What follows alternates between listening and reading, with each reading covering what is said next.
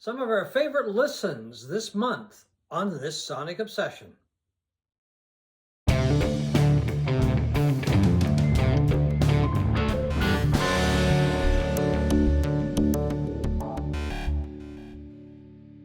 Hi folks, I'm John Whidden. Right there beside me is Steve McLeod, and welcome to this Sonic Obsession. Today we're going to start a new feature, which we hope to do around the end of each month. Some of our favorite listens from that month, not necessarily new material. Some of it can be old, all of it could be old, or maybe all of it is brand new. We really don't know. We're just going to fly by the seat of our pants on this one. In any format whatsoever. And in any format. It could be CD, it could be album, could be streaming, Yep. you know, maybe even cassette. Who knows, right? Or 8-track. Or 8-track. I do have a couple 8-tracks. There you go. Anyway, I'm going to fire it over to Steve to get the ball rolling. Yeah, my first album is something I've been streaming a lot this month. I've probably played it more than any other album, and that's True by Jon Anderson and the Band Geeks. Anderson is the former frontman for Yes, and the Band Geeks are a band that he saw performing the 20-minute version Close to the Edge on YouTube. Oh, that's where he got hooked up, or how he saw them. And it's incredible. No perfect version, right? Oh, really? Yeah. So he got in touch with them, and now they're on the third leg of a world tour, doing a lot of Yes songs, obviously from Yes's classic period, but also from this album, which came out last year, True, and was on a lot of best of lists, at least prog best of lists. Oh, okay. And I had heard about it. I haven't heard it. And it sounds like it came out of Yes's classic period. It's really? It's really amazing. It's a beautiful album. Anderson does, at 80 years old, sings exactly like he sang in 1972, with that very clear falsetto. Yeah. Very noticeably clear. I guess he wasn't a smoker. No, or something. I don't know. Yeah. He looks like he lived a fairly healthy lifestyle. Anyway, this is like the best Yes album that was never produced by Yes. Okay. It is a fantastic album and well worth the listen if you love classic Yes. True by Jon Anderson and the Band Geeks. Oh, okay. We're going to be back to Yes in just a couple of minutes. But first of all, my first choice goes to the band Northern Lights, Southern Cross, and it's on CD. And I've been listening to this a lot because, Garth Hudson recently died. We just did a show on that. But I dug this out and I was listening to it, and I kept listening to it and kept listening to it. And I had forgotten really just how good of an album this is. Yes. And it really gets overlooked. I was just going to say, it's an album that is never talked about in the canon of great band albums, like the music for Big Pink and the second album, the so-called Brown album. But that is a really underrated album. Yeah, music from Big Pink and the band album, the Brown one, and then Cahoots, kind of. That's not one of my favorite albums either. Stage Fright. But I don't know, I've been listening to this and it's a tremendous album. I mean, and a couple of cuts on this album I'll stack up against anything the band ever did. Acadian Driftwood, Yep. I mean, that's a beautiful song. And Ophelia is a great song. And the other one, It Makes No Difference. It Makes No Difference. And you just took the words right out of my mouth. But I also wanted to point out the saxophone work by Garth Hudson on It Makes No Difference is astounding. It really is. I mean, he was extremely talented, not just on keyboards, but on wind instruments, and I think everything he picked up, as we mentioned before. Well, also on the live version of It Makes No Difference from the Last Waltz album is incredible. Yeah, I know.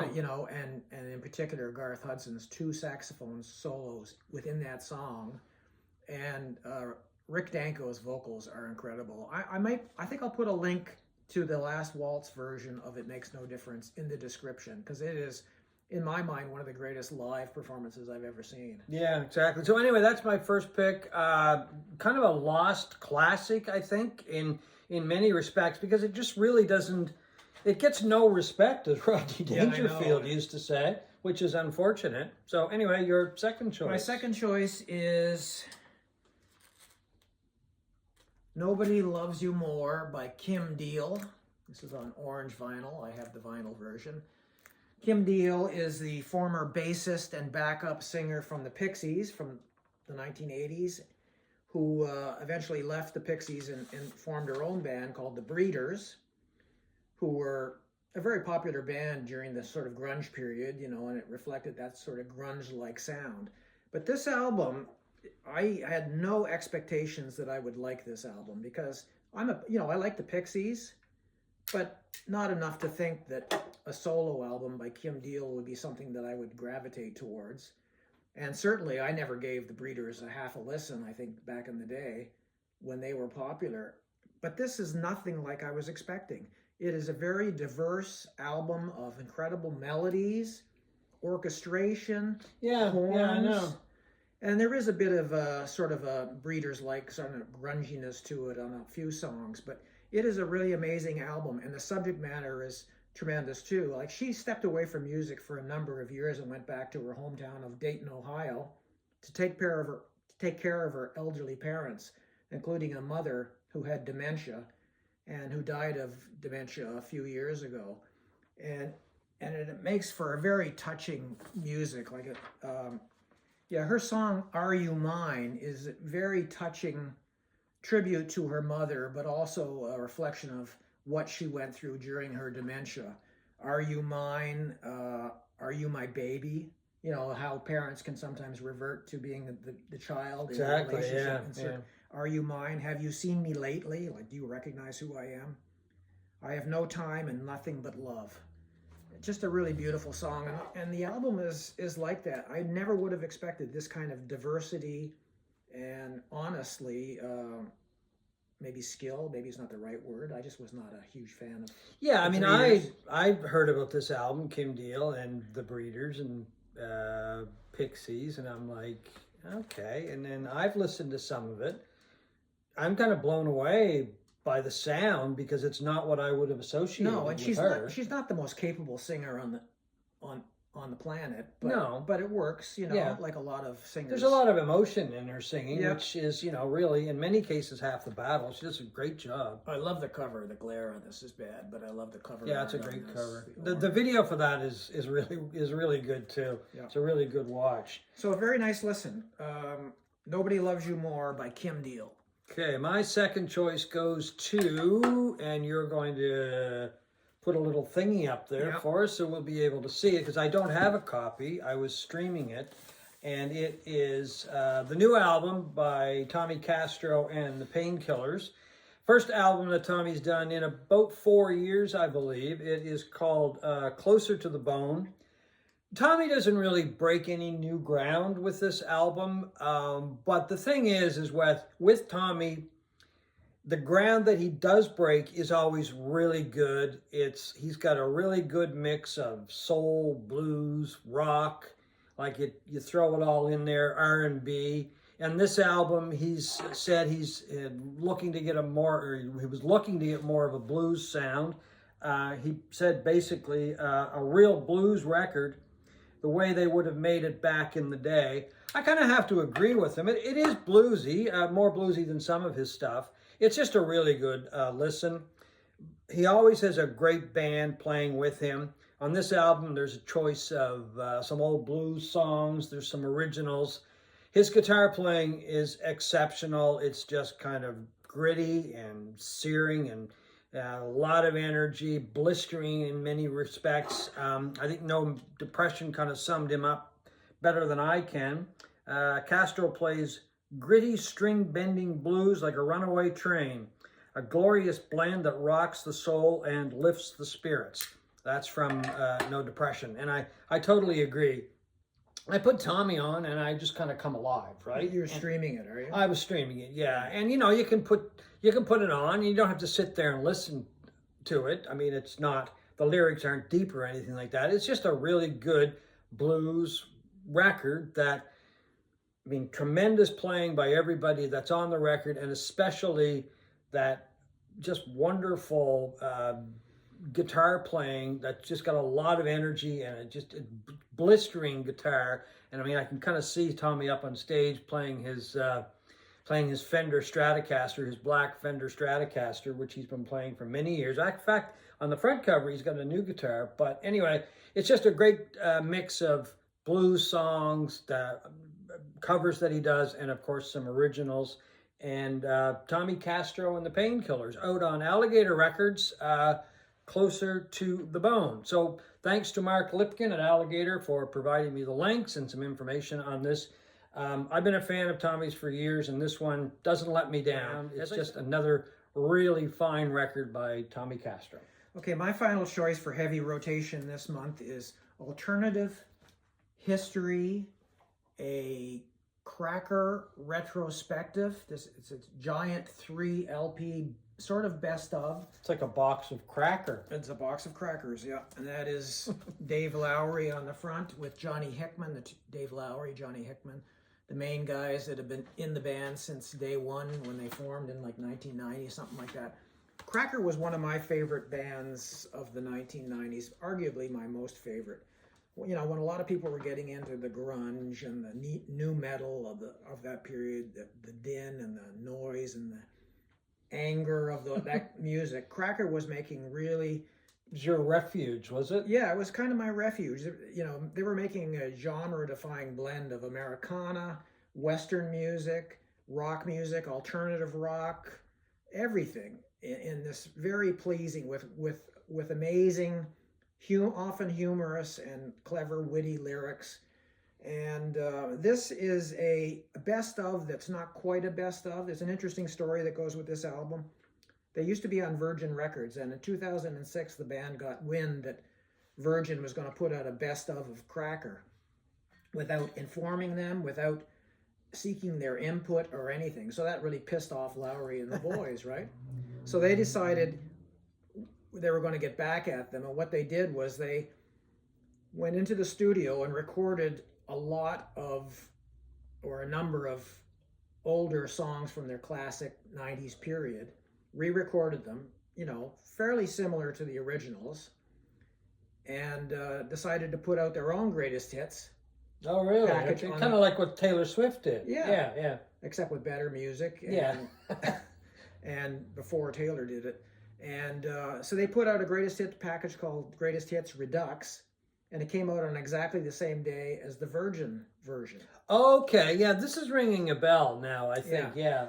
So anyway, in this, it is some of those re-recorded songs from the Greatest Hits Redux, and a few more that they re-recorded, but also demos and outtakes and some incredible live stuff, including, I think, 2 songs from that German TV show Rock Palace that you see a lot. Oh, you see a lot of shows, a lot of clips and full concerts on all over YouTube. And they did a concert on that show once, and a couple of the songs are from that. So it is a Cracker retrospective that is not maybe historically accurate, but it is a fantastic listen. Nice package. Nice package. One of the albums is on yellow vinyl. One is on white. I won't dig it out. And another is on orange. And they're beautiful pressings, at least the 3 that I got. Cracker. Fantastic album. Okay, my next choice, and I keep having to correct him. It's North Americana, not just Americana. Yeah, okay. Anyway, but I'll just move along quickly. And this is actually far from North Americana, but we go back to Jon Anderson. We were talking about Yes earlier. This is my favorite Yes album, and it is Fragile. And this is a package that came out, I'm not sure exactly when it came out. It was last year. November, October, or was it last spring? It might have been earlier than that, but yes, it did come out in 2024. Yeah, and it doesn't really matter. I got it for Christmas, so to me, it's brand new. That's all that really matters, because it was my ears that were listening to it. It's Fragile. It's got the vinyl, and it's got 4 CDs, and there is a Blu-ray that goes with this. And Steven Wilson put his very talented hands all over this album with a remix. And as I said, there's a vinyl album in there. I'm not going to pull it out. There's a really nice booklet with it. It really... Which I think was cut by Bernie Grundman, I believe. I believe so too, yeah. it just made a fantastic album even better. I mean, the sound of it is just incredible. I thought the sound of this album was incredible years ago. I mean, and I played it initially on a very cheap stereo, but it sounded great. I think it's the best sounding record that they did during that period. Yeah, because production wise, and the acoustic guitar on the album that Steve Howe played. I mean, it's very prominent when you're listening to it, and I mean now it's even better. The sound is, of course, is just even better. The extras that are on there, some remixes and some alternate takes and live cuts, just add to it. They just, as I said, make a fantastic album even better. I did notice that they're selling now the vinyl version of the Steven Wilson remix. Right. I think it just came out this week. I'm not quite sure. I think it is. Yeah, so you can actually buy the vinyl separately, which I would wholeheartedly encourage you to do, because it is just a great album. But as I find with Rhino, which did this, it's just a brilliant package too. As I said, it's got a booklet inside. One of the greatest cover art for any album as well. Like Roger Dean. Yeah, look at that cover. It's just incredible. And I'll show that as well. Just fantastic. And just a great booklet. It replicates the original booklet that came with the album, plus there's some other information in there, which is really good, which is very interesting as well. And anyway, I love it. As I say, I got it for Christmas, so I really haven't had a chance to talk about it. And just kind of got me interested in Yes again. And so I've been listening to a lot of Yes. So I might have another album on this feature that we do somewhere down the road. And I have to check out the Jon Anderson and the Band Geeks. True is the name of the album. And oh yes, I did mention that you can buy the album, the vinyl, the new version vinyl separately. I think it just came out this week or very recently anyway. So anyway, folks, that is our show for this week. Just a look at some of the things that we've been listening to, something that we hope to do at the end of every month. And as I said earlier, could be old, could be new. It could be something that's coming up. Actually, which reminds me, the Tommy Castro album is not out yet. It doesn't come out until next week, February 7th. So if you go looking for it, today or tomorrow, you're not going to find it. It'll be a week or so before it's in stores. So anyway, folks, thanks very much for watching this Sonic Obsession.